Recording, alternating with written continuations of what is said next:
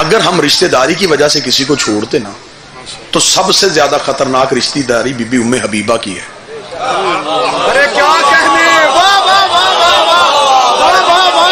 اگر ہم رشتہ داری کی بنیاد پہ چھوڑتے نا سب سے خطرناک رشتہ داری بی بی ام حبیبہ. یہ ابو سفیان کی بیٹی ہے، معاویہ کی بہن ہے، یزید کی پھوپھی ہے. ہم انہیں نہیں مانتے، اسے مانتے.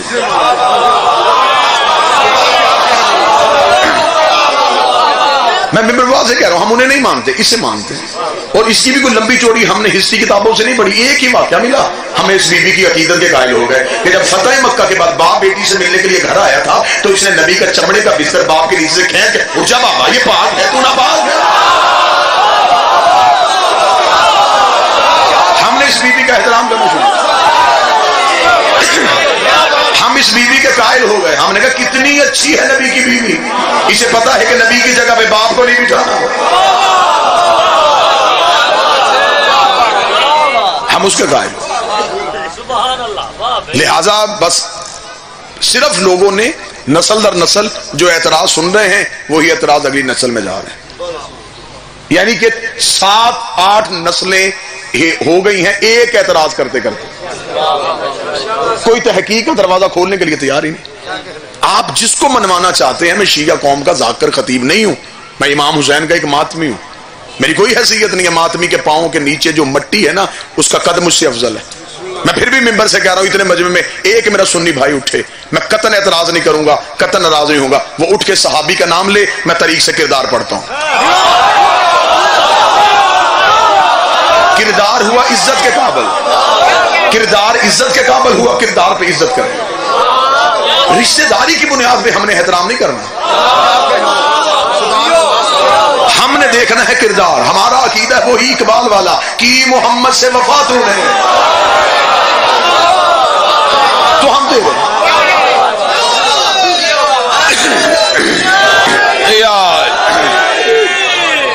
صرف اعتراض ہے، فقط اعتراض ہے، بس اعتراض ہے اور صرف اعتراض ہے. ان اعتراضات کے پیچھے کچھ بھی نہیں. پھر جب دلیل دی جاتی ہے، دلیل دینے کے لیے مولوی اپنے بچوں کو مدرسوں میں بٹھا کے بتا دیتے، بیٹا دیکھو اللہ قرآن میں کہتا ہے نبی کی بیویاں تمہاری ماں ہیں. تو یہ شیعہ احترام ہی نہیں کرتے. بچے مجلس میں نہیں آتے، اعتراض ان کے وہیں سے. ہمیں پوچھو تو صحیح، اگر آپ کو مولوی نے یہ آیت سنائیے تو پھر آپ جا کے مولوی سے یہ بھی پوچھیں اگر نبی کی بیویاں مائیں ہیں تو کیا نبی ہمارا باپ ہے؟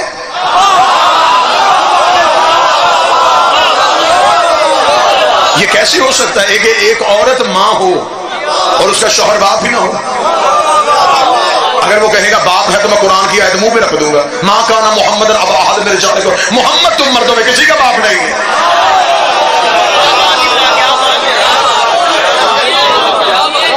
پھر آپ نے آیت بتائی ہے، شان نزول نہیں بتایا. حضور میں یہ کہتا ہوں یہ آیت ہے کہ نبی کی بیویاں تمہاری ماں ہیں، شان نزول تو سنو.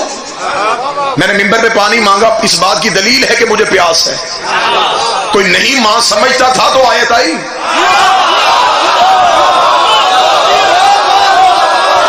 بھائی اس دور میں تو شیعہ نہیں تھے نا، اس دور میں تو شیعہ نہیں رہتے تھے.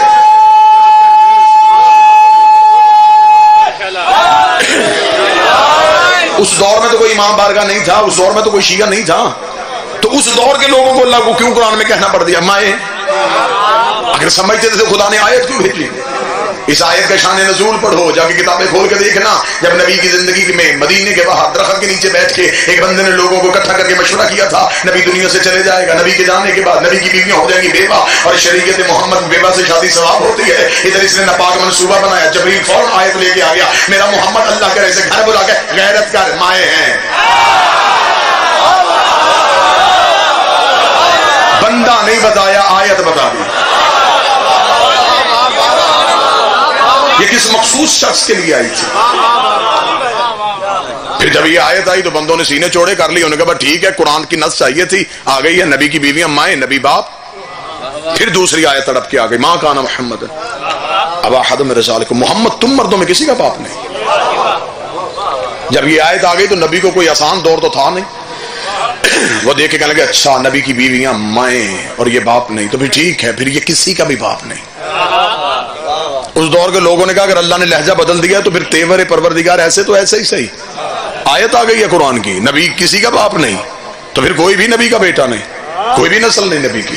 پھر تو رسالت کا دین ادھر کا ادھر ہی رک جائے گا.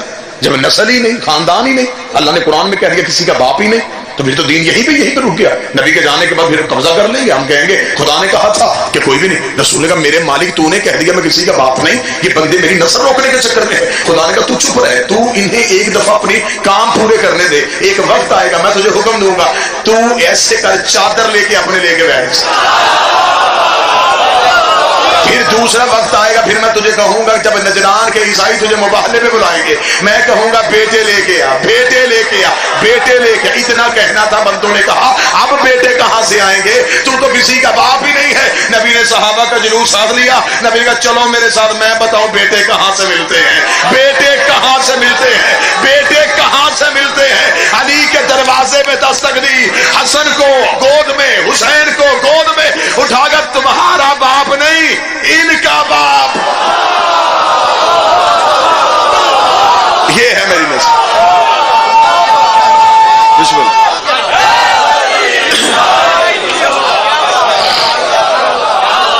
اعتراضات چاہیے، صرف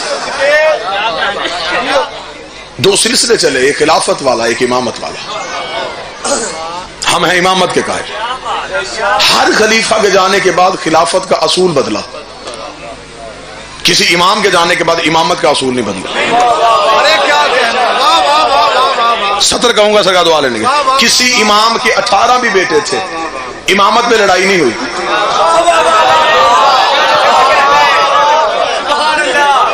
امام دنیا سے گیا، 18 بیٹے، 18 بیٹوں میں کسی نے نہیں کہا نہیں میں امام بنوں گا، دوسرے کا نہیں میں امام بنوں. نہیں، انہیں پتا تھا امام ہم نے نہیں بنانا، اللہ نے بنانا. تو جب امام کے بیٹے امام نہیں بنا سکتے،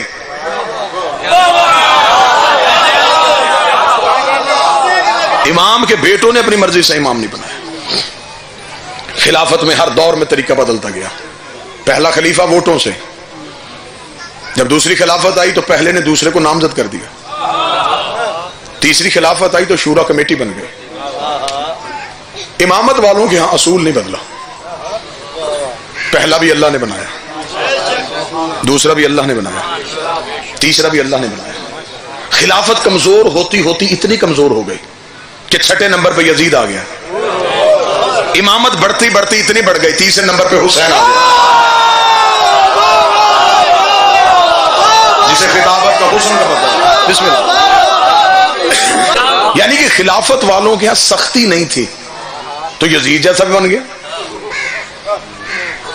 جب حکومت نے، الیکشن کمیشن نے الیکشن سے پہلے رول اناؤنس کیا کہ ہمارے پاس کاغذات نامزدگی وہ جمع کروائے جس کی ڈگری اصلی ہو، تو جعلی ڈگری والے کا حوصلہ نہیں پڑا.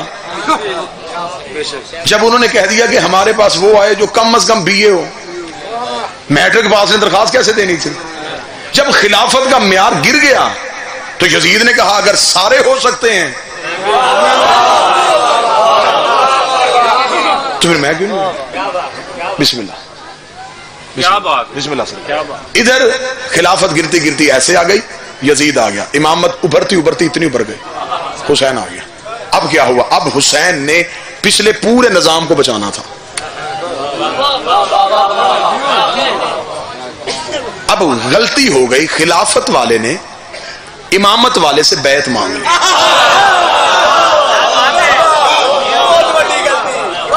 اس نے کہا کہ میں اسے کمزور سمجھ کے طاقت لشکر کے ذریعے اس کو چپ کروا دوں گا، امامت خلافت میں ضم کر لوں گا. امامت والی لائن علیحدہ چلے گی نہیں. اس نے خط لکھا حسین سے کہہ میری بیعت کر. 26 رجب کو مدینے کے گورنر نے یزید کے خط سے حسین کو گھر سے بلایا. یہ جو بندے آج ٹی وی پہ بیٹھ کے بھونک رہے نا یزید کا قصور کوئی نہیں تھا، میں تجھے یزید کے جرم سنواؤں. اور جب سے مفتی منیب کی تقریر آئی ہے، میں نے پاکستان کے ہر ممبر پہ کہا ہے کہ جناب یہ چپ کر کے حجروں میں بیٹھ کے ایسے دعوے کرنے سے کچھ نہیں ہوتا. اگر آپ نے یزید کا دفاع کرنا ہے تو پھر کھل کے کریں. پھر ایسے کر لیتے ہیں ملک کا کوئی شہر منتخب کر لیتے ہیں، ایک اشتہار چھپواتے ہیں حسین کے نام کا، ایک اشتہار چھپواتے ہیں یزید کے نام کا، ایک ممبر سجاتے ہیں حسین کا، ایک طرف سجا یزید کا. میں پڑھتا ہوں حسین کی ماں کا کردار، تو پڑھ یزید کی ماں کا کردار. دفاع تو ایسے ہونا چاہیے نا، دفاع ہو تو پھر ایسے ہو. بڑا سنجیدہ موضوع انتہائی سنجیدگی سے اپنے اہل سنت برادران کے لیے شروع کیا. خلافت والے نے امامت والے سے بیعت مانگ لی.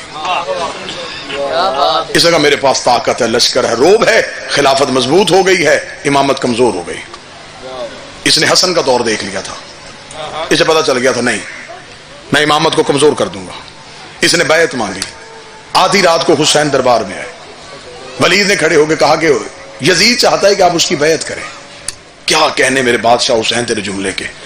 حسین کو اپنے پیچھے والے نظام کا بھی پتا تھا، آگے والے نظام کا بھی پتا تھا. حسین نے پچھلے نظام کو اور اگلے نظام کو مد نظر رکھتے ہوئے جملہ کہا، ولید اس سے کہہ دے مجھ جیسا، تجھ جیسے کی بیعت. امام حسین نے یہ نہیں کہا کہ میں تیری بیعت نہیں کروں گا، مجھ جیسا تجھ جیسے کی بیعت نہیں کروں. اس کا مطلب حسین بھی اکیلا نہیں، حسین جیسے کوئی اور ہیں. یزید بھی اکیلا نہیں، یزید جیسے بھی کوئی اور ہیں. اس کا پھر کیا بیعت کریں گے یا نہیں کریں گے؟ امام حسین نے کہا وہ کیا چاہتا ہے؟ بیعت چاہتا ہے. امام حسین نے کہا نہیں، مجھ جیسا اس جیسے کی بیعت نہیں کرتا. تو یزید تو پھر ولید نے کہا پھر میں کیا اس کو جواب لکھوں؟ امام حسین نے اپنی ابا کو دوش میں ڈالا، واپس مڑے. ولید نے کہا حسین رکیے، میں یہ نہیں کہتا زبردستی بیعت تو میں آپ سے کروانا نہیں چاہتا، جواب بتا دے میں لکھ کے ابھی ایلچی کو بھیج دوں، سفیر بھیج دوں. کہ حسین نے یہ جواب دیا. حسین نے پیچھے مڑ کے دیکھ کے کہا لکھ دے انا حسین ابن علی. بادشاہ حسین جوانی سلامت رکھ، میں علی کا بیٹا ہوں. اسے کہا یہ وہ جانتا ہے. فرمایا تو لکھ دے، اسے پتا چل جائے گا جب میرا باپ اس جیسے کی نہیں کرتا میں اس جیسے.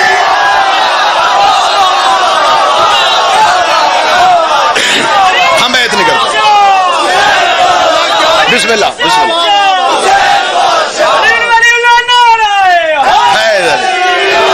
مجھ جیسا، میں علی کا بیٹا ہوں، میں علی کا بیٹا ہوں.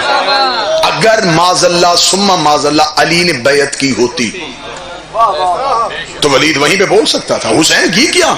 آپ کے باپ نے بھی تو کی تھی نا، علی نے تو نماز بھی پڑھ لی تھی. لیکن وہ چپ ہو گیا. اس نے کہا ہاں علی کے بیٹے تو بیعت نہیں کرتے. اس نے کہا وہ کہتا ہے حسین میں اگلی بات کہنا نہیں چاہتا تھا، مجھے پتا ہے آپ فرزند رسول ہیں اور آپ مدینے میں ہیں، لیکن اس نے لکھا ہے کہ بیعت کریں گے یا وہ سر دے. اتنا کہنا تھا. حسین نے پیچھے مڑ کے دیکھا، نہیں کروں گا. اب صرف دیکھیے گا، پیمانہ دیکھیے گا. حسین نے کہا نہیں. یہ نہیں پہلی بار 26 رجب کو ولید کے دربار میں حسین نے کہی. یہ نہیں اس دربار سے باہر نکلی، 72 لوگوں نے اپنا عقیدہ بنا لی. انہوں نے نہیں دیکھا کہ تلواریں ہیں، انہوں نے نہیں دیکھا نیزے ہیں، انہوں نے نہیں دیکھا کہ ہمارے بچے رل جائیں گے. وہ نہیں میں آ گئے. 72 ساتھی نہیں کرتے کرتے حسین کے ساتھ کربلا آ گئے. یزید نے وہاں 72 کو قتل کروا کے سمجھا اب نہیں چپ ہو جائے گی، لیکن کربلا سے وہ نہیں ایسے چمکی، وہ پوری کائنات میں پھیل گئی. وہ نہیں دنیا کی سب سے بڑی سچائی بن گئی. آج وہی نہیں ہمارے وجود کا حصہ بن گئی. آج ہمیں بندے کہتے ہیں مجلس نہ کرواؤ، ہمیں نہیں کروائیں گے. ماتم نہ کرو، نہیں کریں گے. زنجیر نہ مارو، نہیں ماریں گے. یہ نہیں ہم نے خلافت سے نہیں لی، امامت سے لی.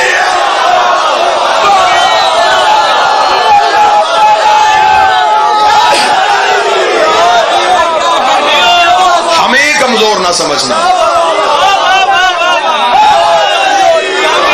ہمیں کمزور نہ سمجھنا. یہ نہ سمجھنا کہ ہم ڈر جائیں گے، ہم کمزور ہیں. نہیں، ہمیں نہیں حسین نے دی. یہ نہیں ہمارے وجود کا حصہ ہے. سر کٹوا دیں گے، نہیں ہاں میں نہیں بدلیں گے. ہم مر سکتے ہیں، یہ نہیں ہاں میں نہیں بدلیں گے. یہ نہیں ہمیں حسین نے دی ہے. حسین نے یہ نہیں خدا سے لی تھی. خدا نے بھی اپنے کلمے میں یہی کہا تھا لا الہ نہیں کوئی. یہ نہیں توحید سے حسین نے لی. حسین نے آگے اپنے نوکروں کو بانٹ دی. اب یہ نہیں ہے ہمارے وجود کا حصہ. کسی کو ایسے کو منوانا چاہو جو حسین سے بیعت لینے والوں کا حامی تھا، وہ نہیں ہمارے اندر ہے۔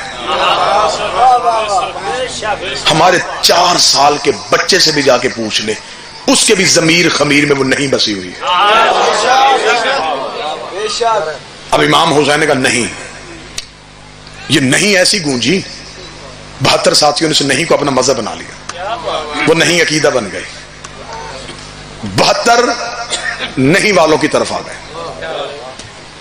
اب ظلم یہ ہوا ہے میرے اہل سنت بھائی، تاریخ مسلمان میں دھاندلی یہ ہوئی ہے، دانتوں کو پسینہ آتا ہے ممبر سے ایسے حقائق پڑھتے ہوئے، انگاروں پہ چل کے ہم آپ کے لیے پھول چنتے ہیں۔ میں ممبر پہ جملہ کہنے لگا ہوں، ویڈیو کیمرہ لائیو مجلس پوری دنیا میں دیکھی جا رہی ہے۔ نہیں کہا حسین نے، 72 ساتھیوں نے اس نہیں میں ساتھ دیا، 1.25 لاکھ بندہ نبی غدیر میں چھوڑ کے گئے تھے مسلمان۔ ہمیں صرف اتنا بتاؤ کہ نہیں والے تو 72 ہو گئے، وہ جنہوں نے یزید کی ہاں میں ہاں ملایا وہ کون تھے؟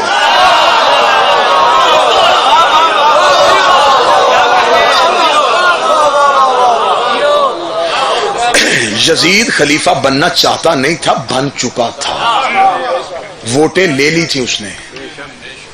جن لوگوں نے یزید کو ووٹ دیا وہ کون تھے؟ یہودیوں کا خلیفہ تو تھا نہیں،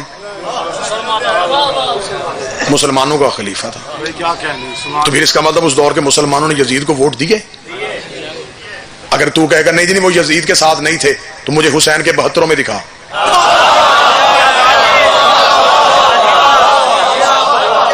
اچانک لڑائی نہیں ہوئی، اچانک جھگڑا نہیں ہوا، کیا آمنے سامنے دونوں لشکر آگے تھے، اچانک لڑائی ہو گئی، کسی کو ساتھ دینے کا وقت ہی نہیں ملا۔ 26 رجب کو نہیں کہا، 28 رجب کو وطن چھوڑا، 6 مہینے مکے بیٹھے، 2 محرم کو کربلا میں اترے، 10 محرم تک حسین نے امت کا انتظار کیا۔ اب ہمیں بتایا جائے کہ اگر امت حسین کے ساتھ نہیں تھی تو پھر وہ کہاں تھی؟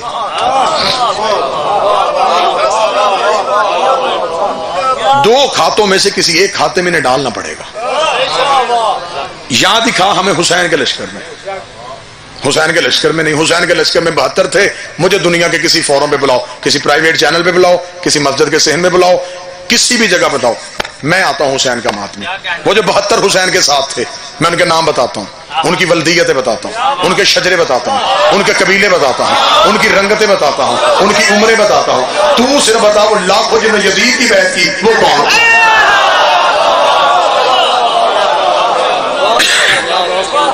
کون مسلمان تھے؟ جگر کو یوں ہاتھ آئے گا میرے اہل سنت بھائیوں ان حقائق کا سامنا کرنے کے لیے، لیکن میں ممبر پہ مسافر ہونے کی حیثیت سے کہہ رہا ہوں، ایک لمحے کے لیے تمہیں سختی تو ہوگی، تمہارا ذہن تو تمہیں مجبور کرے گا، لیکن ایک لمحے کے لیے سچ کو برداشت کر لینا، سہ لینا، کیونکہ قبر کی 4 دیواری میں کوئی روشن دان نہیں ہے، کفن میں جیب نہیں ہے، قبر میں الماری نہیں ہے، فرشتے رشوت نہیں لیتے۔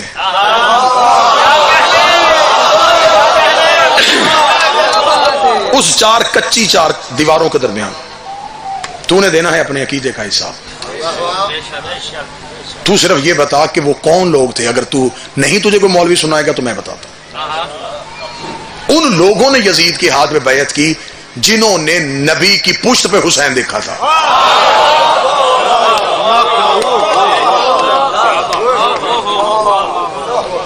کیونکہ نبی کو دنیا سے گئے 50 سال نہیں ہوئے، تو 50 سال میں تو ایک نسل بھی نہیں گزرتی، کوئی 2-3 نسلوں کا فاصلہ نہیں تھا کہ بندے کہتے جی اس دور کے کوئی لوگ ہوتے تو وہ حسین کو کیسے قتل ہونے دیتے۔ وہی دور تھا جن لوگوں نے نبی کی زبان سے حسین و منی والی حدیث سنی تھی، وہ بندے یزید کو ووٹ دے گئے۔ اب تو بتا کہ آج آپ اب وہ سلسلے 2 ہی چل رہے ہیں، اب وہ لاکھوں چلے گئے یزید کے کھاتے میں، 72 آ گئے حسین کی طرف۔ میں ممبر آل محمد سے کہہ رہا ہوں آج بندے ہمارے ساتھ 2 نمبری نہ کریں۔ میری قوم بڑی سادہ ہے، انہیں حسین کے نام سے ویسے بڑا عشق ہے، کسی بندے کے نام کے ساتھ غلام حسین لکھا ہو تو یہ اسے بھی کہتے شیعہ تو نہیں۔ یہ آنے والے ہر ملک کے وزیر اعظم کو بھی شیعہ کہہ لیتے ہیں، یہ بھی اندر سے شیعہ ہے، یہ بھی اندر سے شیعہ ہے۔ یہ میری بھولی قوم ہے، انہیں حسین سے عشق ہے، لیکن میں یہاں پہ اپنی قوم کا کیونکہ خطیب ہوں میں وکالت کرتے ہوئے لفظ کہوں گا، 10 محرم کو بندے 2 سوٹ کالے سلوا کے، 1 پانی کی سبیل لگا کے، 4 دیگے حلیم کی بانٹ کے حسینی بننے کی کوشش نہ کرے۔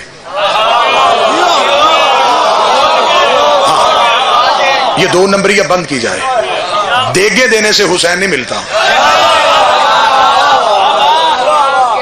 سب سے بڑا احسان کیا؟ جی ہم امام حسین سے پیار کرتے ہیں، ہمارے گاؤں میں جلوس نکلتا ہے، جی لنگر ہم دیتے ہیں، ہمارے گھر سے نیاز جاتی ہے، تو کیا تو حسینی ہو گیا؟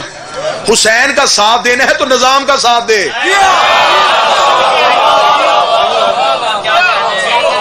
اب بندوں نے یہ آسانی کس لیے سمجھی کہ اگر ہم حسین کے کیمپ میں نہ گئے تو جانا پڑے گا یزید کے کھاتے میں۔ اس لعنت سے بچنے کے لیے بندوں نے حسین کا رخ کر لیا۔ ہم بھی مانتے ہیں وہ غلط ہے، وہ غلط ہے، وہ غلط، وہ اکیلا ہی غلط ہے۔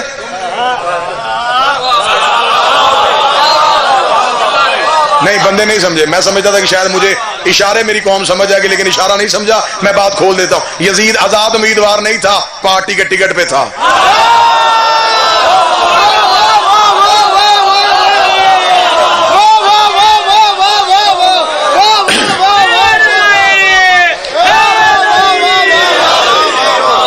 کس پارٹی کے ٹکٹ پہ تھا؟ آج بندے بڑا احسان کرتے شیعوں کو راضی کرنے کے لیے، ہم بھی کہتے ہیں حسین صحیح ہے، یزید غلط ہے۔ نہ میری جان، یزید غلط کہنا ہے تو پھر کھل کے کہے، حسین صحیح کہنا تو پھر کھل کے کہے، کیونکہ حسین صحیح کہنے کے لیے کئی غلط کہنے پڑتے ہیں۔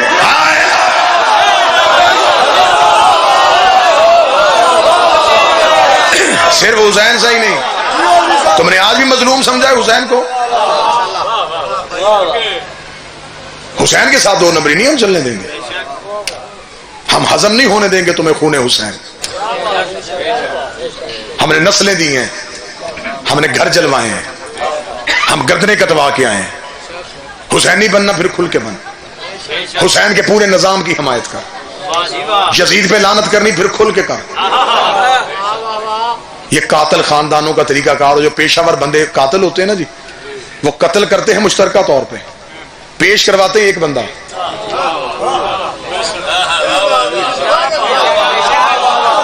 ایک بندہ پیش ہو کے کہتا جی سارا قصور ہی میرا ہے، باقی بچا۔ قتل حسین میں بھی یہی ہوا، یزید پیش کروا کے باقی بچا لیا۔ جی اسے پکڑ لیں جی، اس نے کیا جی، اس نے سب کچھ کیا جی، سب کچھ اس نے کیس کیا، ایسے ہی تخت پہ چڑھ کے بیٹھ گیا۔ اتنی جرت اس میں کیسے ہے کہ شرابی ہو گئے نبی کے ممبر پہ؟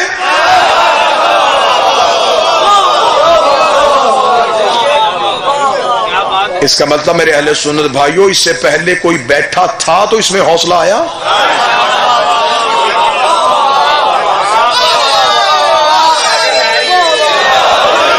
پہلے دن امت نبی کے بعد علی کو ممبر دے دیتی، جرت تھی یزید کی وہ تخت پہ آتا؟ جب تو نے معیار ہی گرا دیا، پھر اس میں میری شیعہ قوم کے کچھ لوگ جو ہے ممبر پہ کہہ دیتے یزید فاسق فاجر تھا، حسین بیعت کیسے کر لیتے؟ یزید تہجد گزار بھی ہوتا، حسین پھر بھی بیعت نہ کرتا۔ یہ بات میرے قوم کے نسلوں کے ذہن میں نہ آنے دینا کہ یزید کے کردار کی وجہ سے حسین نے انکار کیا۔ حسین معصوم تھا، حسین یزید کے ہاتھ پہ بیعت نہیں کر سکتا تھا۔ جب پھر وہ ایک بندہ پیش کرتے ہیں تو پھر تفتیش کرنے والے تفتیشی جو ہیں پھر وہ کہتے ہیں جی ہم نے تفتیش ایسے نہیں کرنی، ہم پوری کریں گے۔ پھر وہ اس قاتل سے پوچھتے ہیں تیرے پیچھے کون کون، اس قتل کے لیے تجھے کس نے آمادہ کیا، یہ آلہ قتل کہاں سے خریدا تھا، تجھے جائے واردات پہ کون چھوڑ کے گیا تھا۔ ہم بھی تاریخ کے مورخ سے صرف اتنا پوچھتے ہیں ہمیں بتا یزید کا سہولت کار کون تھا۔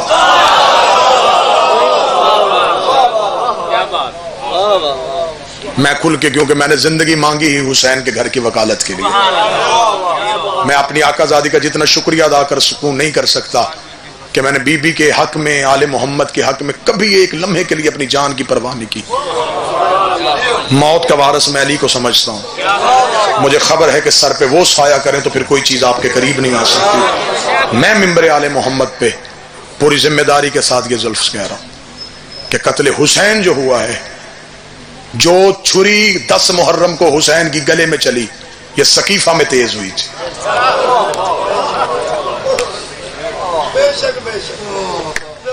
یہ جو شام میں غریبہ زینب کے خیمے کو آگ لگی ہے نا، یہ زہرا کے دروازے پہ آگ کے بچے ہوئے شعلے تھے. جرت آ گئی یزیدیوں میں. انہوں نے کہا مدینے میں اگر محمد کی بیٹی کا دروازہ جلایا جا سکے تو علی کی بیٹی کا خیمہ کیوں نہیں جلایا جا سکتا؟ تم نے خیمے کربلا میں جلانے والوں پہ لعنت کی، لیکن تمہیں یہ نہیں دیکھا اس آگ کا شعلہ کہاں سے آیا تھا. 4 قتل امت چھپا گئی. نہیں بتایا کہ نبی کو زہر کس نے دی، نہیں بتایا کہ بطول کو دروازے پہ آ کے کس نے مارا، نہیں بتایا کہ حسن کو زہر کس سے دلوائی، نہیں بتایا کہ علی کو قتل کرنے والے قاتل کہاں سے چل کے آئے تھے. یہ تھا میرے حسین کا فلسفہ. حسین سارے قاتل اکٹھے کر کے کربلا لے آئے، نانے سے لے کے حسن تک کے قاتل حسین گھیر کے کربلا لے آئے. حسین نے کہا نکلو اپنی اپنی بستیوں سے، ادھر آؤ کربلا کے ریگزار پہ، میں دنیا کو تمہارا چہرہ دکھاؤں. آج ہمیں بندے کہتے ہیں جی آپ امام حسین کے لیے اتنا کیوں تڑپتے ہیں؟ 9 لاکھ بندہ یزید کی فوج میں مسلمان ہی تھا نا، کیوں نہیں انہوں نے حسین کا ساتھ دیا؟ چل ہماری نہ مان، حق بہو کی مان لے. اس نے کہا 18,000 جو حافظ ہے نال حسین دے مرد، نمازیں پڑھ پڑھ کے نماز کو قتل کرتے رہے،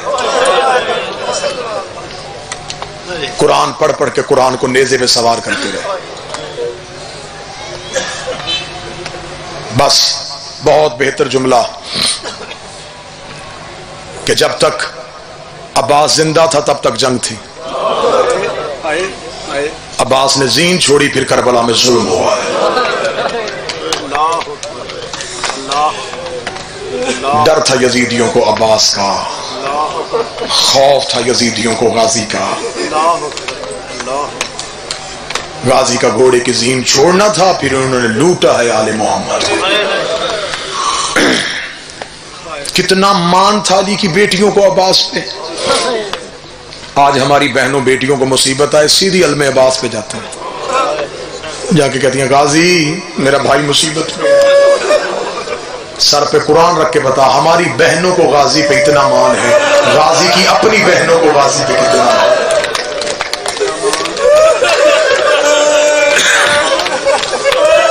جس گھر میں علم لگا ہو وہ گھر والے سکون سے سو جاتے ہیں. مائیں اپنے بچوں کو کہتی ہیں بیٹا نہ ڈر، ہماری چھت پہ غازی کا علم ہے. 7 دن زینب یہی کہہ کے یتیم سلاتی رہی، سو جاؤ عباس پہرے دے رہا ہے.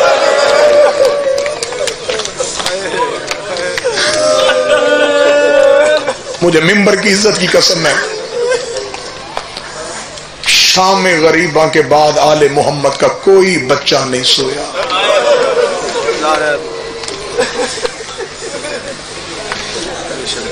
تیس محرم کا دن ختم، یکم صفر کی شب آ گئی. کل کا دن اگر تو کہیں مجلس ملے تو ٹھیک، نہ ملے تو یہ میری منت ہے، علم پہ چلے جانا. نہ بھی کوئی ہو، نہ کہیں تمہاری گلی آبادی بستی میں کوئی سیدوں کا گھر ہو، بہنیں بیٹیاں لے کے کل یکم صفر ان سیدوں کے گھر ضرور جانا. اگر بیٹی کے بابا کیوں تو کہنا آج شکریہ ادا کر کے آئیں، بیٹا تمہارے سروں پہ چادر ہے. اب مجمع مجھ پہ پوچھے کہ یکم صفر کو کیا ہوا تھا؟ یکم صفر کو قرآن کی آیتیں شرابی کے دربار میں پیش. کل پہلی پیشی ہے علی کی بیٹی کی، کل پہلی بار پیش ہو رہی ہے یزید کے دربار میں غازی کی مرشد.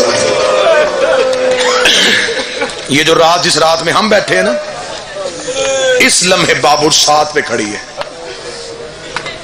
یہ شام جس میں ہم بیٹھے ہیں نا، اب زینب شام کے باہر دروازے پہ کھڑی ہے. کب سے کھڑی ہے؟ آنسو نہ آئے تو ہائے کہنا تجھ پہ واجب ہے. 28 محرم کی کھڑی ہے. صبح شہر کا دروازہ کھلا ہے.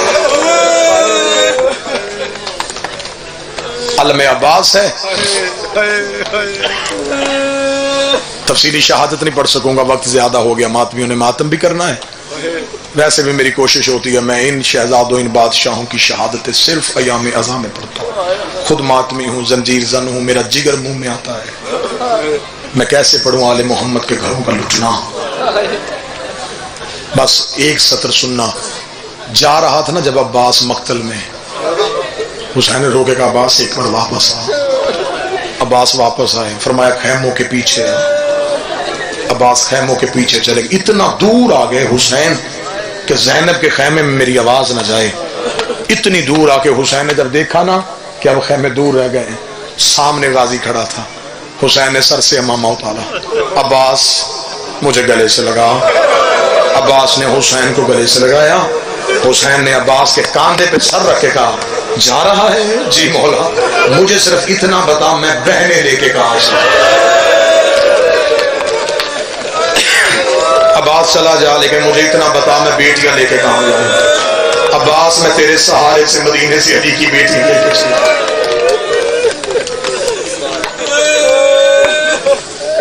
مرزا اطہر لکھنؤ والے، کیا کمال جملہ لکھا انہوں نے. انہوں نے کہا جب جا رہے تھے نا عباس مقتل کی جانب، حسین پیچھے دوڑے. غازی جی آ کر رک.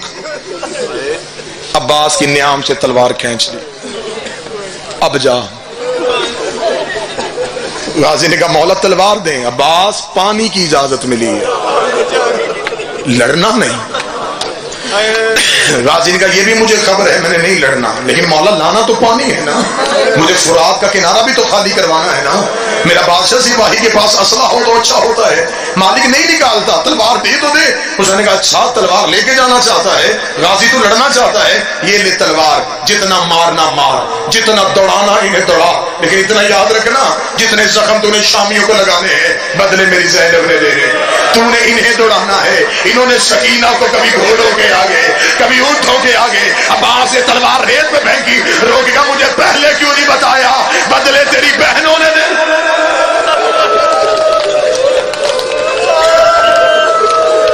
غازی جتنا لڑنا لڑ،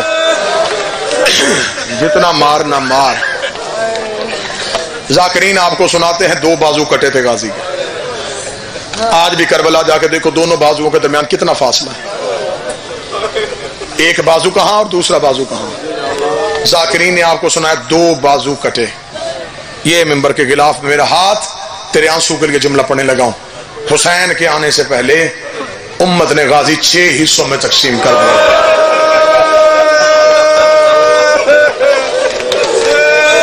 نہ میں وہ 6 حصے پڑھ سکوں گا نہ تو برداشت کرے گا. میں صرف ایک روایت پڑھوں گا اور شہنشاہ کا علم آ جائے گا. اسی روایت میں بادشاہ کا علم برآمد کروا دوں گا. جنہوں نے علم لے کے آنا ہے وہ دروازے کے سامنے لے کے آخری روایت پڑھوں گا، اسی پہ علم برآمد ہو جائے گا. جتنے کربلا کے زائر بیٹھے ہو توجہ میری طرف رکھنا، گواہی دینا.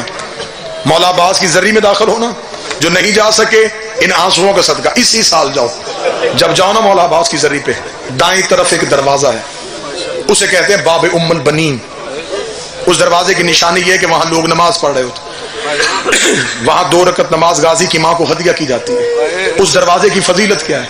جب پہلی بار آئی تھی نا عباس کی ماں کربلا جناب باقر کے ساتھ، اس دروازے پہ آ کر رک گئی. باقر کہاں لے کے جا رہا ہے؟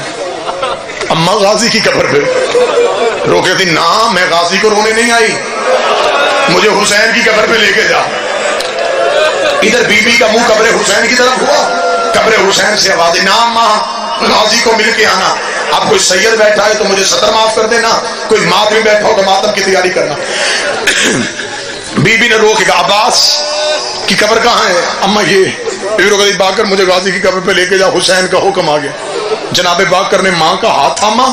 اب مجھے جملہ معاف کر دینا. عباس کی قبر پہ لا کے بی بی ام البرین کو بٹھایا گئی تھی. کمر میری شہزادی کی جھک گئی تھی. بی بی نے ہاتھ مارے غازی کی قبر پہ. روکیا دی باقر یہ کس کی قبر ہے؟ اما عباس کی قبر ہے. روکیا دی نہیں یہ تو اصغر کی قبر ہے. میرے عباس کا قد تو بڑا اونچا تھا، یہ میرے غازی کی قبر چھوٹی کیوں ہے؟ باقر نے روک کر جتنا ملا اتنا لے آیا، جتنا میں پہ حسین کو ملا، رکھ میرے سر پہ قرآن۔ ادھر حسین عباس کی لاش لینے کے لیے دوڑا، کمینوں نے حسین کو آتے دیکھا، انہوں نے عباس کی لاش کو کاٹنا شروع کیا، انہوں نے عباس کی لاش کے ٹکڑے کیے، ٹکڑے ہوا میں اڑا کے کہنے لگے مار دیا تیرا غازی، کاٹ دیا تیرا عباس۔ ماتم حسین